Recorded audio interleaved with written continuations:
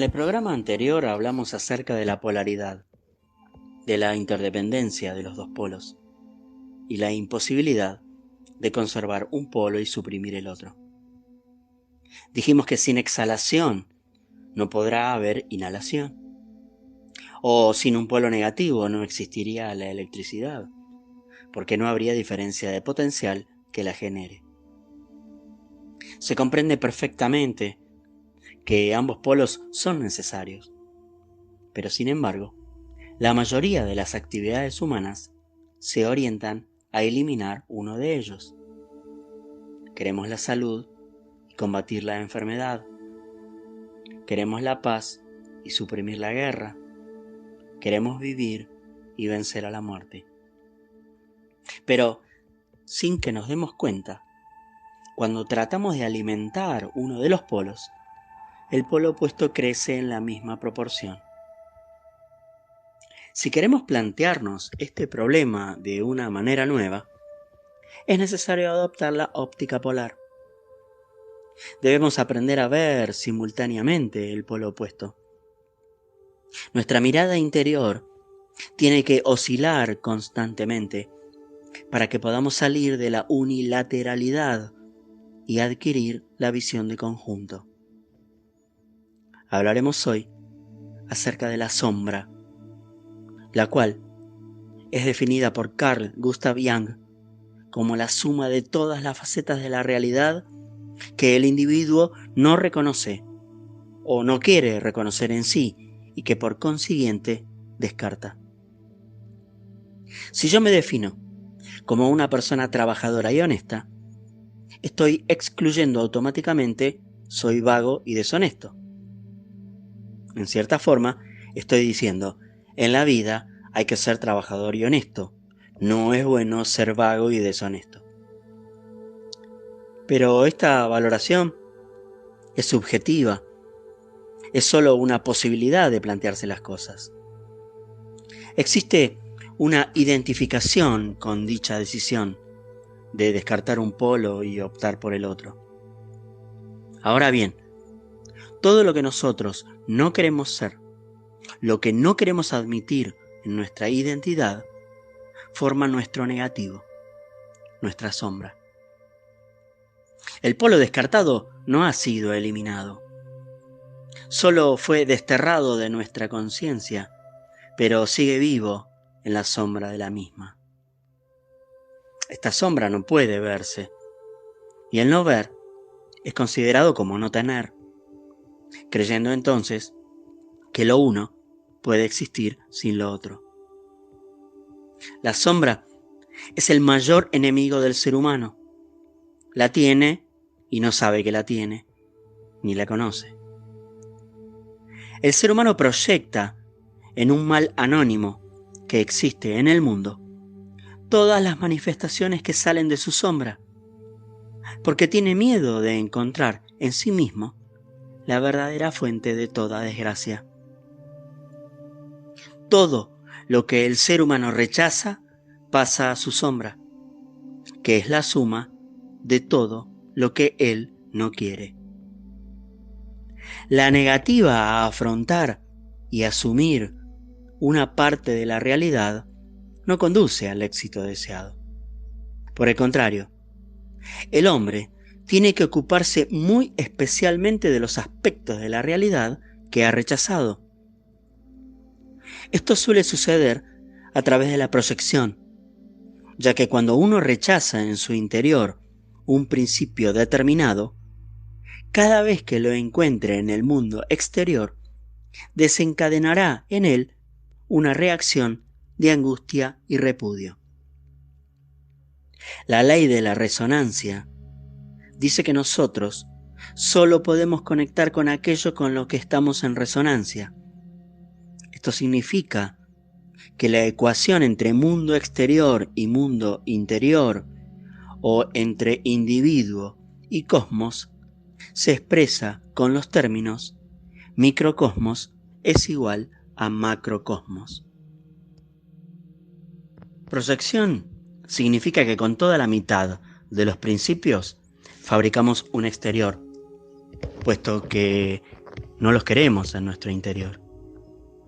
Habíamos dicho que el yo es el responsable de la separación del individuo del todo, que el yo determina un tú, que es considerado como lo externo.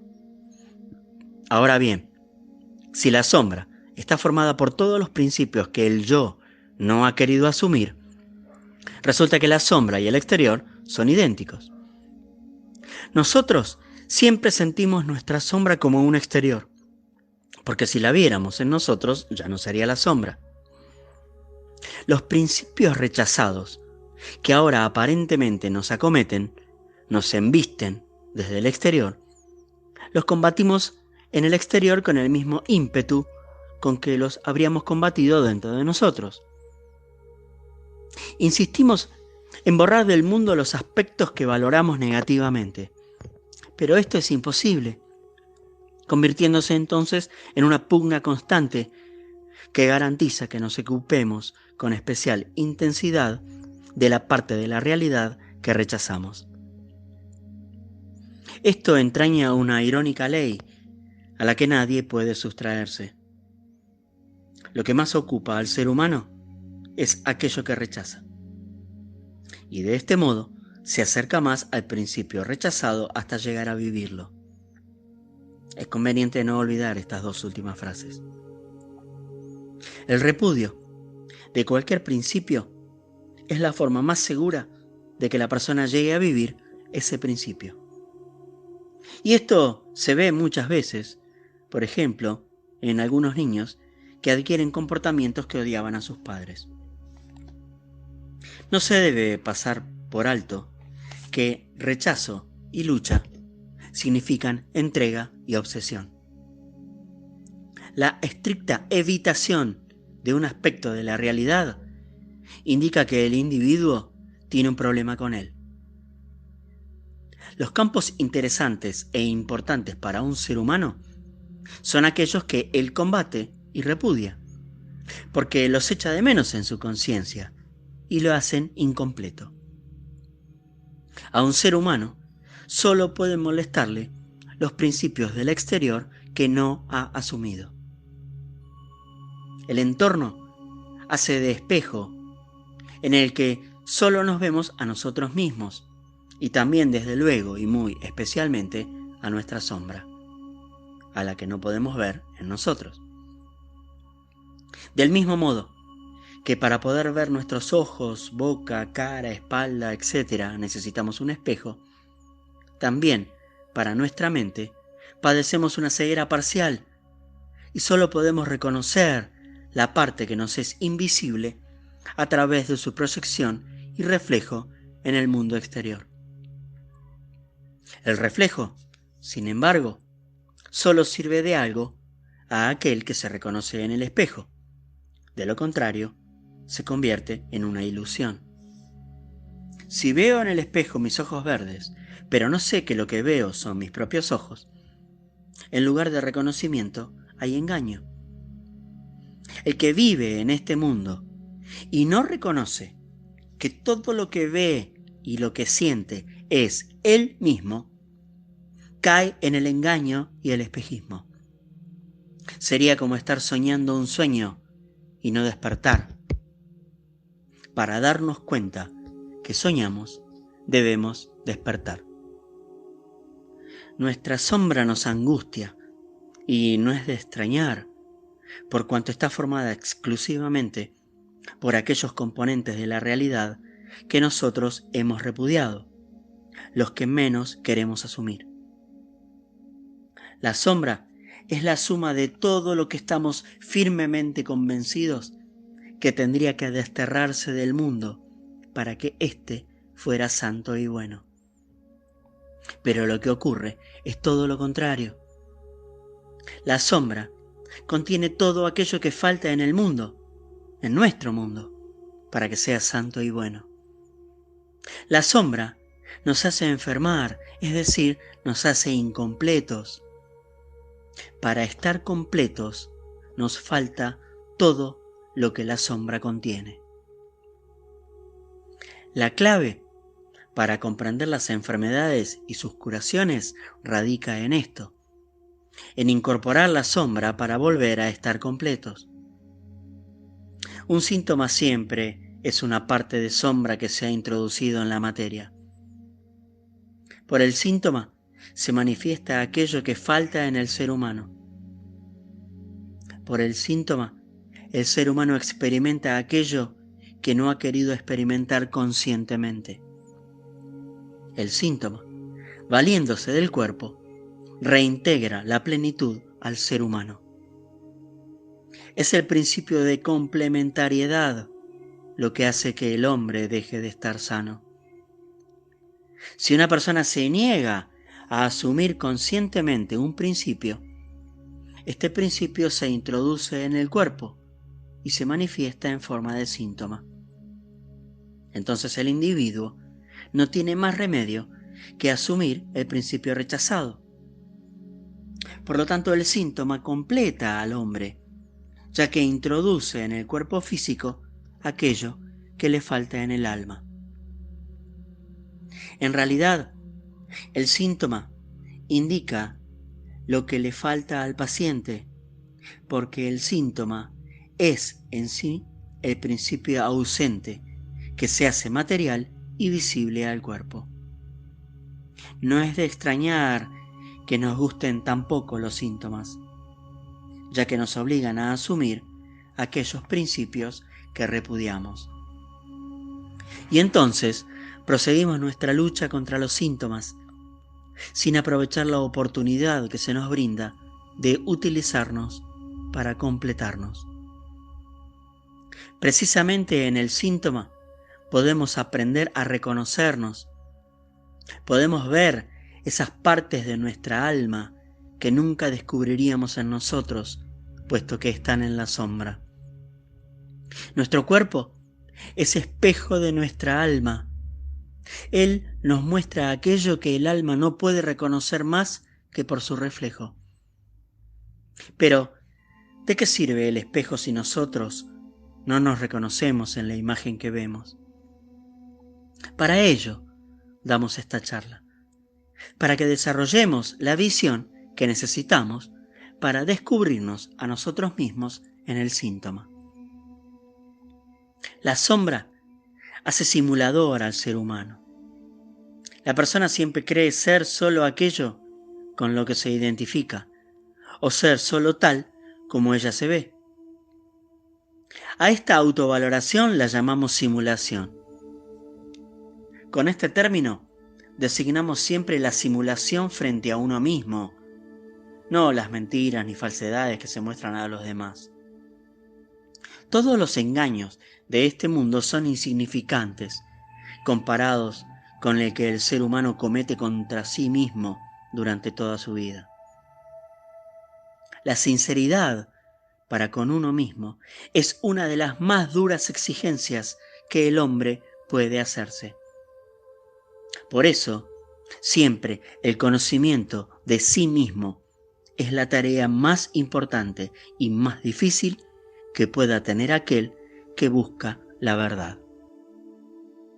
El conocimiento del propio ser no significa descubrir el yo, pues el ser todo lo abarca, mientras que el yo, con su inhibición, constantemente impide el conocimiento del todo, del ser. Y para el que busca la sinceridad al contemplarse a sí mismo, la enfermedad puede ser de gran ayuda.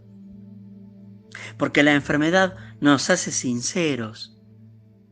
En el síntoma de la enfermedad tenemos claro y palpable aquello que nuestra mente trataba de desterrar y esconder. La mayoría de la gente tiene dificultades para hablar de sus problemas más íntimos, suponiendo que los conozca, de forma franca y espontánea. Los síntomas, por el contrario, los explican con todo detalle a la menor ocasión. La enfermedad hace sincera a la gente y descubre implacablemente el fondo del alma que se mantenía escondido. Esta sinceridad forzosa es, sin duda, lo que provoca la simpatía que sentimos hacia el enfermo. La sinceridad lo hace simpático, porque en la enfermedad se es auténtico. La enfermedad nos lleva nuevamente al centro de equilibrio. Entonces, bruscamente se deshincha el ego, se abandonan las pretensiones de poder, se destruyen muchas ilusiones y se cuestionan formas de vida. La sinceridad posee su propia hermosura, que se refleja en el enfermo. En resumen, el ser humano, como microcosmos, es réplica del universo y contiene latente en su conciencia la suma de todos los principios del ser. La trayectoria del individuo a través de la polaridad exige realizar con actos concretos estos principios que existen en él en estado latente, a fin de asumirlos gradualmente. Porque el discernimiento necesita de la polaridad, y ésta a su vez constantemente impone en el ser humano la obligación de decidir. Cada decisión divide la polaridad en parte aceptada y polo rechazado. La parte aceptada se traduce en la conducta y es asumida conscientemente. El polo rechazado pasa a la sombra y reclama nuestra atención, presentándosenos aparentemente procedente del exterior. Una forma frecuente y específica de esta ley general es la enfermedad, por la cual una parte de la sombra se proyecta en el físico y se manifiesta como síntoma. El síntoma nos obliga a asumir conscientemente el principio rechazado y con ello devuelve el equilibrio al ser humano. El síntoma es concreción somática de lo que nos falta en la conciencia. El síntoma, al hacer aflorar elementos reprimidos, hace sinceros a los seres humanos. Para finalizar, quiero relacionar el tema de la polaridad y la sombra con la multiplicidad de existencias en las diferentes creaciones. Ya he explicado que cada uno de nosotros vive en innumerables mundos, cumpliendo en cada uno de ellos una experiencia diferente con un mismo fin. Las experiencias diferentes surgen como consecuencia de la polaridad que nos obliga a tomar decisiones inclinándonos a elegir un polo. Lo que sucede es que no existen dos polos solamente, sino una amplia gama que sí va de un extremo al otro.